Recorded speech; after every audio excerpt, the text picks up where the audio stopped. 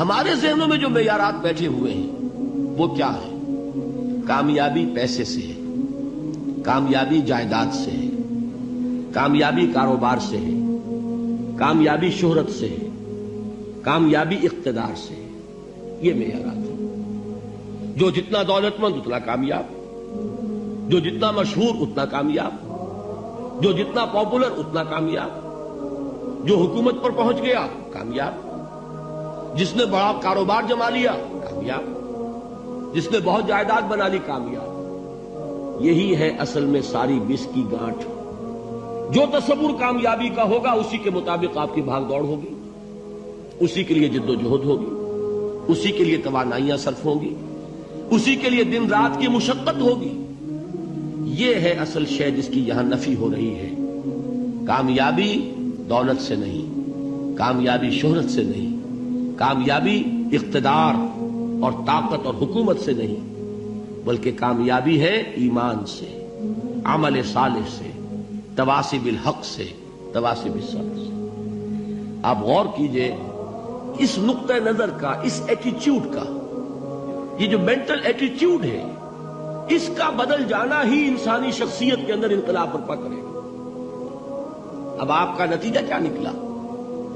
اگر تو دولت سے کامیابی ہوتی تو قارون بہت کامیاب تھا، اگر حکومت سے کامیابی ہوتی تو فرعون اور نمرود بہت کامیاب تھے.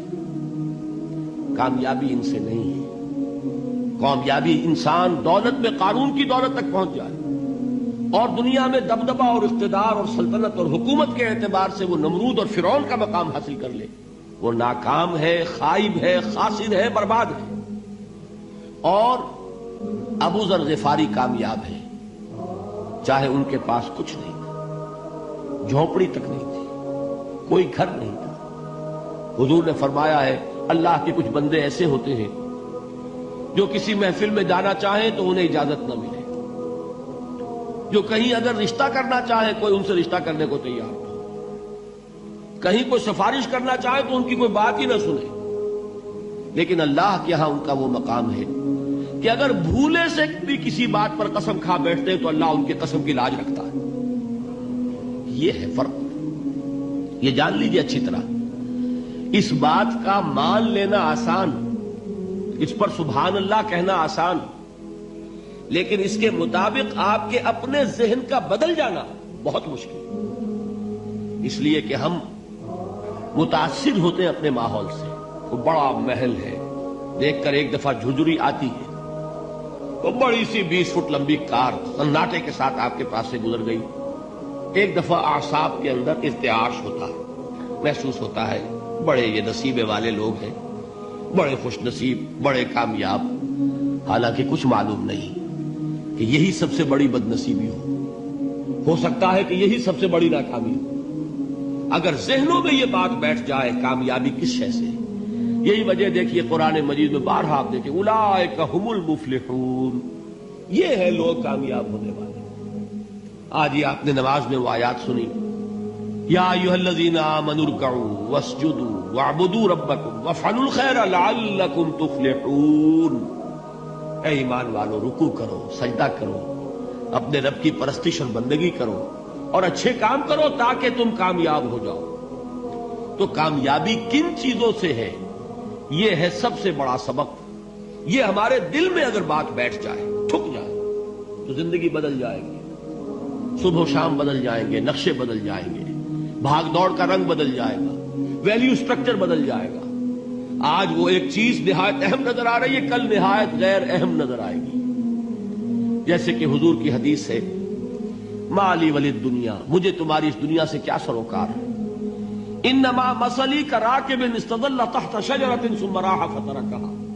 میری مثال تو اس سوار کی سی ہے جو تھوڑی دیر کے لیے ایک درخت کے سائے میں ٹھہرتا ہے سستانے کے لیے، پھر وہ اپنا راستہ لیتا ہے. اسے اس درخت سے مستقل تعلق اس کا نہیں ہے، وہ اس کا گھر نہیں، وہ اس کی منزل نہیں. اسی طرح یہ دنیا میرا گھر نہیں ہے. اب دیکھیے ہم کہتے ہیں انا للہ و انا الیہ راجعون، ہم تو مسافر ہیں، ہم اللہ کے پاس سے آئے، اللہ کی طرف ہمیں لوٹ جانا ہے.